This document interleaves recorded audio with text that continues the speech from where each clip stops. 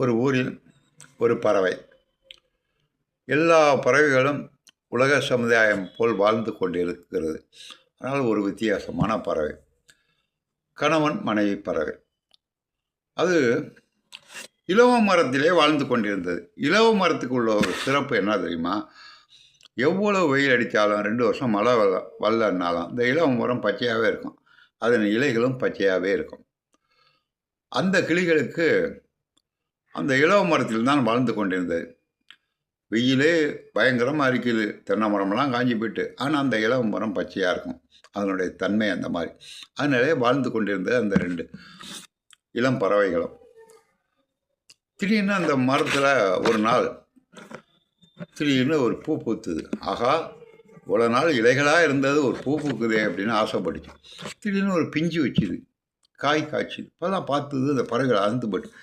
இத்தனை வருஷம் இந்த இலவ மரத்தில் பூ வச்சிருக்கு, பிஞ்சு வச்சிருக்கு. அப்புறம் காய்கள் கொஞ்சம் மொத்தின பார்த்தது. ஆகா, இது காய்களாகவும் மாறுகிறது. இது நல்லா பழுக்கும் போல இருக்கு. இத்தனை வருஷம் நம்ம இந்த மரத்தில் வாழ்ந்தோம். இதில் மிகப்பெரிய சுவையுள்ள பழம் ஒன்று பழுக்கும் போல இருக்கு.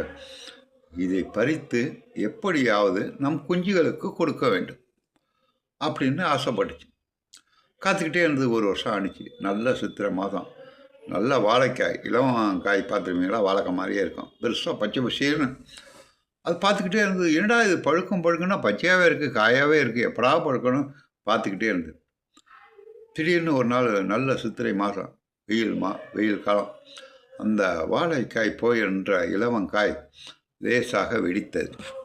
பார்த்துச்சு. ஆகா, பழம் பழுத்துட்டு போல இருக்குது, நமக்கு கண்ணு தெரியான்னு கிட்ட உட்காந்து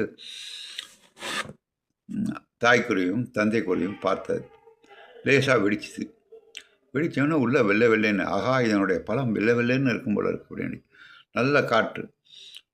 சரி, அதை கொஞ்சோண்டு தின்னி பார்க்கலாமே, அந்த வெள்ளை பழத்தை. வாழைப்பழம் போல இருக்குமா அப்படின்னு நினச்சி கொத்தனிச்சு. அவ்வளோதான், அந்த காய் வெடிச்சிச்சு. வெடித்தவுடன் அடித்த காற்றிலே இலவம் பஞ்சு காற்றில் பறக்க ஆரம்பித்து விட்டது. அப்பொழுது தான் அந்த பறவைகள் நினச்சிது, ஆகா, இது பழம் இவ்வளோ நாள் பழுக்கும், நம்மளுக்கு ஏதோ ஒரு வகையிலே தம் குஞ்சுகளுக்கு கொடுக்க உதவி செய்யும் என்று நினைத்தமே.